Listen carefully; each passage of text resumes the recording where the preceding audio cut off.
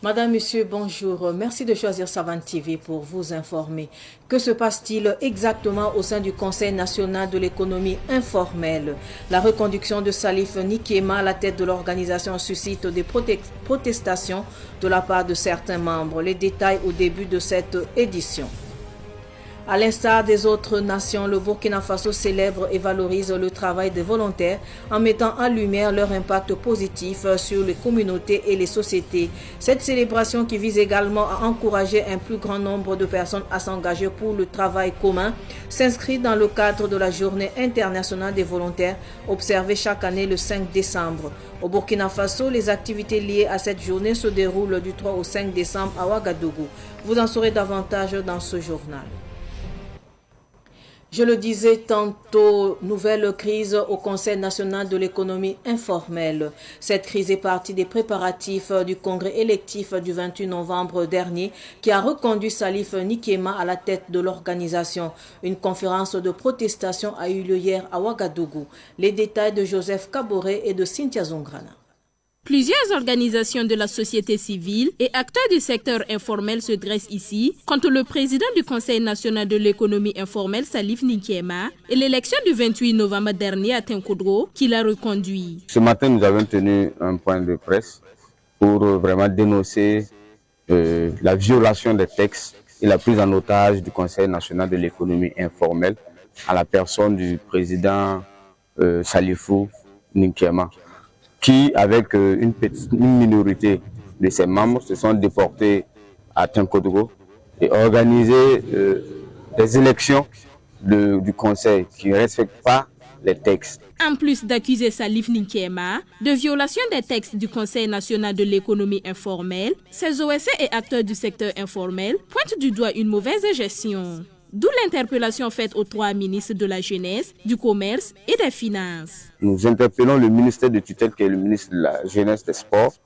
de veiller à suspendre automatiquement, immédiatement, les activités du Bureau national de l'économie informelle pour vraiment mettre la lumière dessus et connaître comment, avec une gestion très chaotique que nous avions tous vécue durant les 5 ans, nous demandons vraiment un audit au Conseil national de l'économie informelle pour donner la lumière à tous les acteurs du Burkina et aussi les représentants qui sont à l'étranger. Pour les acteurs du secteur informel, réunis mardi en conférence de presse à Ouagadougou, il faut annuler purement et simplement l'élection de Tinkoudro. Bourema Zongo est le lauréat du concours de plans d'affaires des jeunes de l'espace AES qui s'est déroulé le week-end dernier à Ouagadougou. Cette initiative du Salon d'investissement local pour le Sahel, SILSA, a vu la participation de 9 candidats, 3 Burkinabés, 3 Maliens et 3 Nigériens. Cette première édition s'est déroulée à Ouagadougou au Burkina Faso. Madinatou et Draogo nous en parlent. Bourema Zongo, gérant de la société Vita Nature Burkina, avec son projet renforcement de capacité d'une unité de production d'intrants organiques, est le lauréat du concours des plans d'affaires des jeunes de l'espace AES. Il est reparti avec un trophée et une somme de 3 750 000 francs CFA. C'est un sentiment de satisfaction, franchement, d'avoir obtenu ce prix, le prix du meilleur projet AES. Voilà, je suis vraiment content ce soir. Et aussi représenter valablement mon pays, comme on l'avait dit dans les phases éliminatoires. On allait aussi travailler de telle sorte qu'on puisse avoir aussi le meilleur prix, et le prix AES, car c'est la première édition et que ça s'organise au Burkina Faso. La prochaine édition, ça serait ailleurs. Nous aussi, on avait la chance et on a bossé pour pouvoir obtenir ce trophée. Donc c'est vraiment des sentiments de satisfaction d'être retenu meilleur projet au nom de mon pays au sein de l'AES. Le Salon d'investissement local pour le Sahel, SILSA, débuté le 23 novembre dernier, a proposé plusieurs activités selon le président du comité d'organisation. Le lancement de SILSA, nous avions eu des activités. Ces activités, il y avait des panels qu'on a organisés. Pendant qu'on faisait les panels, il y avait la constitution des dossiers de fonds de financement pour démarrer les B2B. Et sous l'assistance de Maître Bellemou, cabinet de Maître Bellemou. Donc après ces activités, nous avions encore eu ce qu'on appelle une conférence publique Et cette conférence publique nous a permis de déblayer un certain nombre de situations concernant la contribution de la diaspora sur l'investissement local. Et aussi, au même moment, ça nous a permis d'entamer encore les résultats VIP par la constitution des dossiers notariés qui nous permettent d'aller vers les structures financières. Et en dernier ressort, nous avions programmé au départ de faire la finale de la compétition des plans d'affaires. Bon, au final, c'était les derniers jours qu'on a décidé de le faire parce qu'il y avait des délégations étrangères, la délégation du Mali, la délégation du Niger, et leur déplacement était fatigant. Donc ça fait qu'on a envoyé au dernier jour pour leur permettre de récupérer un peu avant de compétir pour la finale. Ce salon est un cadre de financement et de rencontres entre investisseurs et porteurs de projets, particulièrement dans les domaines de l'agriculture, de l'élevage, de l'agroécologie, de la pisciculture, de la transformation des produits locaux.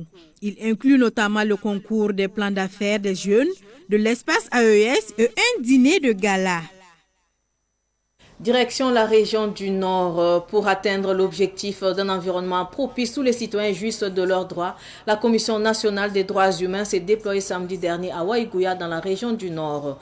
La CNDH avait à ses côtés son partenaire, le barreau, l'association du barreau américain, pour échanger avec les personnes déplacées internes et les personnes handicapées. Le compte-rendu de Lebiri Sawadogo et de Madina Touedrao.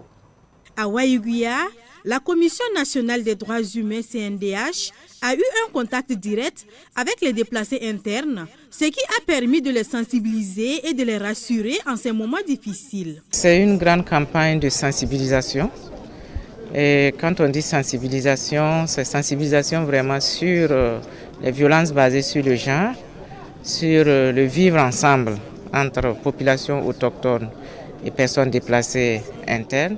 L'occasion était belle pour les personnes déplacées internes et les personnes vivant avec un handicap pour exposer leurs préoccupations en lien avec le vivre ensemble, la non-violence et la tolérance. Réaction de la présidente de la CNDH.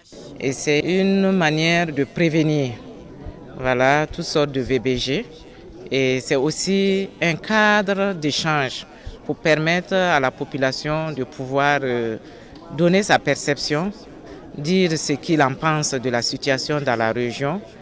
Et c'est encore un cadre pour la CNDH pour se faire connaître parce qu'elle a besoin de visibilité. C'est une institution qui est publique. Le partenaire de la CNDH, l'association du barreau américain, Initiative pour l'état de droit à Baroli, a salué la qualité des échanges. Dans le cadre de ce programme, Abaroli appuie la CNDH pour qu'elle puisse être capable de s'acquitter de ses missions de promotion, de protection, de défense des droits humains en tant qu'institution publique de l'État. C'est dans ce sens que Abaroli a appuyé cette activité et aussi heureux de voir que l'interaction non seulement avec les populations, mais aussi avec les autorités régionales est en train de prendre forme. Et c'est par cela que les droits humains peuvent être mieux défendus, parce que c'est une cause commune. Abaroli et la CNDH entendent à l'horizon 2027 atteindre l'objectif d'un environnement où les citoyens peuvent jouir pleinement de leurs droits. La coalition de la jeunesse consciente de Houndé et l'association Burkinbi Gad Tab Soul Watanen Panga ont organisé dimanche dernier une conférence publique. Le but de cette conférence, informer les populations du Tui sur la situation actuelle des pays de l'AES. Nongasida Thomas Sondo de Savane Média Ouest nous en dit plus. Mobilisés autour d'un même esprit, la coalition de la jeunesse consciente de Houndé et l'association Burkinbi Gatab Suluatane Panga ont animé une conférence publique dans l'optique d'unir leurs forces pour accompagner les autorités actuelles pour la reconquête et l'indépendance totale de la nation. L'objectif, c'est de réunir les 10 filles et fils du pays pour accompagner cette transition jusqu'à notre victoire finale. La recette saisie des 5 milliards par les FDS, les détournements des deniers publics au sein du ministère de l'Action humanitaire sont des sujets qui ont été abordés tout au long de la conférence. Lorsque les forces de défense de la sécurité du Burkina Faso ont saisi la somme astronomique de 5 milliards, il avait été proposé pour déstabiliser le régime du capitaine Ibrahim Traoré, certains Burkinabés au patriotisme touché, c'est-à-dire les apatrides, ont crié pour pur montage. Avec cette sortie du premier ministre malien Dr Choguel Kokala Maïga, allons-nous faire encore confiance à un politicien sous nos régimes tropiques qui allait penser que malgré les divergences internes, que Choguel Kokala Maïga pouvait faire une sortie aussi désobligeante. Je pense que le Premier ministre voulait tester la cote de popularité du régime de Assimi Goïta. Les différentes réactions de condamnation montrent que Assimi Goïta reste et restera toujours l'homme de la situation pour le peuple malien. Cette rencontre était aussi l'occasion pour ces animateurs de réunir les filles et fils du pays autour du renforcement de solidarité en vue d'accompagner cette transition. Parlons de santé à présent. La Société burkinabé de pédiatrie s'est engagée depuis 2019 à atteindre le premier 95, à savoir 95% des personnes vivant avec le VIH reconnaissant leur statut sérologique. L'information a été donnée au cours d'une conférence de presse suivie du lancement des dépistages VIH et hépatite ainsi que la mesure de la charge virale. Cette activité s'inscrit dans le cadre de la célébration de la Journée mondiale de lutte contre le sida le 1er décembre de chaque année. Madinatou et Draogo, reportage.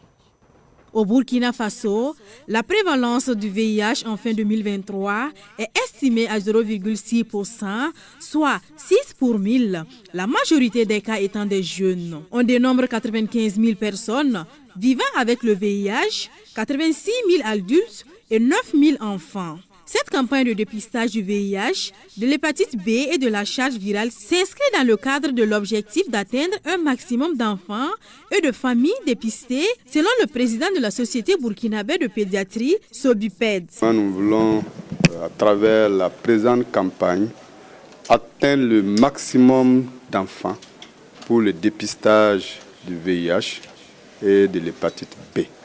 Mais cette année, cette campagne est couplée à la réalisation de la charge virale, c'est-à-dire dépister la quantité de virus dans le sang des enfants.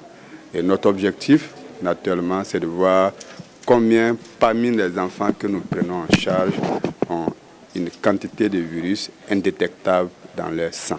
Le Burkina Faso se conforme aux engagements de la communauté internationale visant à encourager chacun à connaître son statut sérologique. Naturellement, le Burkina Faso s'inscrit dans la vision de la communauté internationale qui est des 3,95. Le premier 95, c'est que 95% des personnes vivant avec le VIH et des enfants en particulier doivent connaître leur statut sérologique. Le deuxième 95, c'est que 95% des enfants qui connaissent leur statut sérologique soient sous traitement par les ARV. Le troisième 95 est que 95% des enfants qui sont sous ARV aient une virosuppression, c'est-à-dire une charge virale indétectable. L'objectif, c'est de voir qu'est-ce que nous faisons à travers justement nos prises en charge, puisque nous avons des files actives de prise en charge dans les différents hôpitaux ou structures de santé. La campagne présente voudrait savoir, parmi ces enfants que nous prenons en charge, combien ont une charge virale indétectable. Une mise à jour des données sera réalisée dans les jours à venir pour dresser le bilan complet de l'année 2024. Actuellement, plus de 2500 enfants sont pris en charge par la Sobiped, dont la majorité à Ouagadougou et Bobo-Dioulasso. La double campagne de dépistage du VIH, de l'hépatite B et de la charge virale se tient jusqu'au 6 décembre 2024 à l'hôpital Yalgado Ouetraogo. De son côté, le syndicat national des encadreurs pédagogiques de l'enseignement primaire SNEP a tenu un congrès vendredi dernier à Ouagadougou. L'amélioration des conditions de vie et de travail des enseignants était au cœur des réflexions. Plus de détails avec Uriel Lezogo et Latif Ouedraogo. À ce congrès, les encadreurs pédagogiques se montrent préoccupés par les nombreux défis du système éducatif, dont les grands effectifs. Des problèmes que le syndicat national des encadreurs pédagogiques de l'enseignement SNEP partage avec d'autres acteurs du système éducatif selon Sitsore Simplice Sawadgo, secrétaire général du SNEP. Le dispositif n'a pas changé. C'est que nous avions un effectif réduit qui est toujours existant. Et quand on veut fonctionner dans ce contexte-là, il y a un dysfonctionnement. Donc il convient pour nous de réfléchir sur comment utiliser ce personnel-là pour un encadrement efficient. La réorganisation de l'encadrement qui est une difficulté pour nous au regard des effectifs qui existent sur le terrain. Voilà. Et nous allons réfléchir et certainement nous allons dégager des pistes de solutions que nous allons soumettre à l'appréciation de l'autorité. En tant que syndicaliste, c'est un devoir de réfléchir sur les difficultés que rencontre le système éducatif, estime Sema Blénier, représentant du ministre de l'enseignement de base. Choisir aujourd'hui de réfléchir sur l'organisation pédagogique. Eux ont employé le thème de massification. Au niveau du ministère, nous ne parlerons pas de massification, mais plutôt d'opportunités qui soient offertes à plus d'enseignants d'accéder au corps d'encadrement. Et il nous appartient maintenant de réfléchir sur comment on réorganise tout ça. Et eux, en tant qu'acteurs de premier plan, qu'ils s'invitent eux-mêmes dans cette réflexion ne peut être que saluer. Du reste, le ministère a déjà une longueur d'avance parce que les réflexions sont suffisamment poussées pour voir comment est-ce que nous réorganisons tout ça. C'est bien d'avoir de nombreux encadreurs pédagogiques, mais il faut permettre à chacun de faire son travail au mieux. Et également, les réflexions qui sortiront de leurs conseils sont attendues au ministère. L'un dans l'autre, on ne peut que se compléter. Placé sous le thème « État des lieux de la gestion des encadreurs pédagogiques au niveau central et déconcentré, conséquences de la massification et opportunités d'emploi dans l'administration générale », ce congrès se tient sur 2 jours. Je le disais également en titre, le monde célèbre chaque 5 décembre la journée internationale des volontaires. Et au Burkina Faso, cette journée est célébrée du 3 au 5 décembre à Ouagadougou. Plusieurs activités sont au programme de cette journée, pilotées par le Programme national de volontariat au Burkina Faso. La cérémonie d'ouverture s'est déroulée hier mardi en présence de Samuel Moko.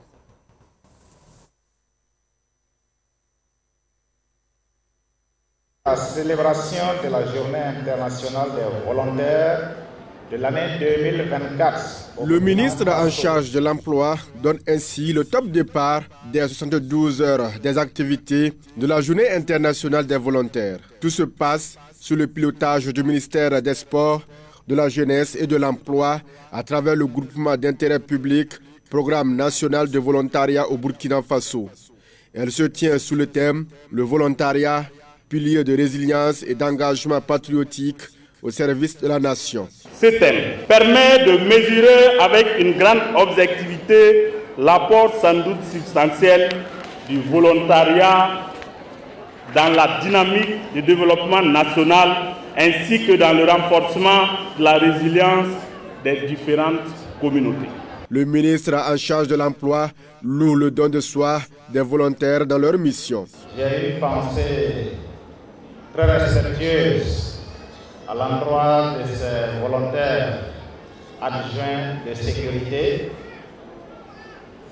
à l'endroit des volontaires pour la défense de la patrie et à l'endroit de vous tous ici présents à chaque fois que vous avez bravé les railleries dont vous faites l'objet pour accomplir avec patriotisme votre mission de volontariat. L'activité se déroule sous la présidence du secrétaire général de la présidence du Faso, Dr Zakaria Sori, et du parrainage du directeur exécutif du Bureau national des grands projets du Burkina, Dr Bruno Compaoré. Cette activité qui a débuté ce 3 décembre prend fin le 5 décembre prochain. Du football, des crosses populaires et une journée de don de sang sont au programme de cette journée internationale des volontaires.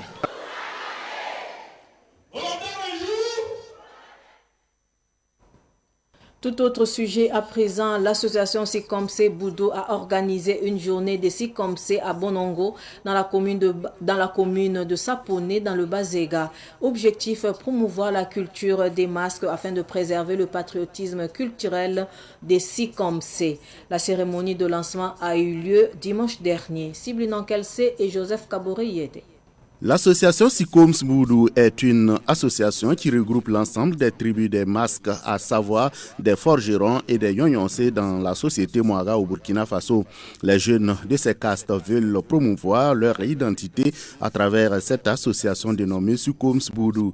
La journée des Sikomse à Bonongo a été surtout marquée par un Dassandaga, la présentation de l'association, ses membres et ses objectifs aux sages de Bonongo et au chef de Sapone Naba Sigri. Tous ont salué cette initiative avant de prodiguer des conseils aux membres de l'association. Naba Sigri les a invités à l'union, à l'entente et à la cohésion afin de valoriser leur identité culturelle. Le secrétaire chargé des relations extérieures de l'association Sikoms Boudou, Arsène Ouedraogo. L'objectif donc de cette association, c'est de promouvoir la culture des masques, garantir le patrimoine. Les messages étaient toujours les mêmes, c'est de nous entendre, de nous réunir, de nous unir, d'être tolérants et de savoir surtout travailler et regarder dans la même direction. Cette association regroupe les Sikomse de Sandogo dans l'arrondissement 7 de Ouagadougou, de Tengandogo, de Bonongo, ainsi que ceux des villages de la commune de Sapone. Mais les premiers responsables de l'association comptent toucher les Sikomse des villages lointains. S'il plaît à dire que nous avons longue vie, ce qui s'est passé cette année, nous allons essayer d'aller encore plus loin. C'est comme nous l'avons dit au cours de notre entretien, c'est une nouvelle association qui vient de naître. Tout est limité. Mais avec le temps, avec les conseils, les soutiens des uns et des autres, nous pensons pouvoir aller plus loin. Pour Arsène Ouedraogo, les castes des masques, les forgerons et les yoyoncés jouent un rôle très capital dans la société Mouaga. Généralement, quand on parle de masques, on parle sûrement de forgerons ou de yoyoara. Ce sont ces deux familles, les tribus généralement qui ont des masques. Et ils sont encore liés par d'autres choses que nous ne savons pas. Mais quand on parle de masques, ce sont ces deux familles généralement. C'est contribuer à la paix de la nation, ça c'est un. Et dès lors qu'il y a un décès, ce sont ces mêmes masques qui sortent pour d'abord calmer la famille des défunts et aussi effacer l'acte du deuil. Et dire encore au revoir aux défunts par des sacrifices et des rites. C'est avec la prestation d'une troupe traditionnelle des Sikomse à Bonongo que la cérémonie a pris fin.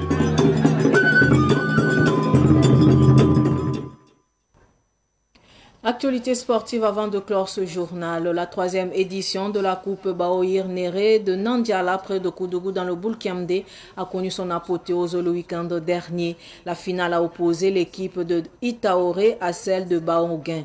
Elle a enregistré la victoire de Baoguin au tir au but. Le point avec Yacouba Kiamtore. L'équipe de Baoguin remporte la 3e édition de la Coupe Baohir Néré de la commune de Nandiala, située à 25 km de Koudougou dans la province du Boulkiamde. Dans ce match animé contre l'équipe de Itaoré, ce sont les tirs au but qui ont départagé les deux équipes. Baoguin a eu raison de Itaoré par 3 tirs réussis contre 1 après un but partout à l'issue du temps réglementaire. D'où la satisfaction de Ibrahim Tondé, joueur du Baoguin. Avec la pression des supporters, comme c'est inter-village, c'était compliqué. En tout cas, sur le terrain, c'était compliqué. Et voilà, Dieu merci, on a remporté. L'équipe de Baoguin vainqueur repart avec un ballon, un jeu de maillot, un trophée et une enveloppe de 60 000 francs CFA. Le finaliste malheureux, l'équipe de Itaoré, se console avec un ballon, un jeu de maillot et une somme de 40 000 francs CFA. Ce tournoi promet la solidarité, d'où le thème « Football, facteur de rassemblement et de cohésion sociale ». Première édition, deuxième édition, quand on va voir la troisième édition, en tout cas, je suis très satisfait. En tout cas, il y a une bonne évolution. Le thème n'est pas choisi au hasard. Quand on parle de football, on voit toujours le rassemblement. Et quand il y a le rassemblement, on doit parler de la cohésion. Donc s'il y a la cohésion sociale dans le milieu sportif, en tout cas, ça va rouler dans le bon sens. Quand on va voir une jeunesse unie, une jeunesse rassemblée, en tout cas, la cohésion, on n'en parle plus. C'est déjà bon. Le médaillé olympique du triple saut, Dr Hugues Fabrice Zango, invité spécial de cette finale, salue l'initiative de la jeunesse de la commune de Nanguela, son village natal. Je suis venu effectivement apporter de la force à une activité sportive en fait. J'ai envie de dire la plus grande activité sportive de la commune de Nandiela. Et donc c'est toujours un plaisir pour moi de pouvoir mettre les pieds ici. Et comme on l'a dit aussi, il y aura de belles choses qui vont certainement suivre en fait par rapport à mon engagement envers le sport, envers la jeunesse. Et bien sûr, commencer par chez moi quoi finalement. Et donc la jeunesse, j'ai envie de leur dire de continuer, faire un si grand tournoi à partir de rien pratiquement. Vraiment, c'est très fort. La 3e édition de la Coupe Bahir Néré de Nanguela a connu la participation de 8 équipes de la commune. Les promoteurs Bernard Zongo et Noraogo Kabouré donnent rendez-vous à la population de Nanguela pour la 4e édition de la Coupe en 2025. C'est sur cette note sportive que s'achève cette édition d'information. Merci de nous rester fidèles. Au revoir.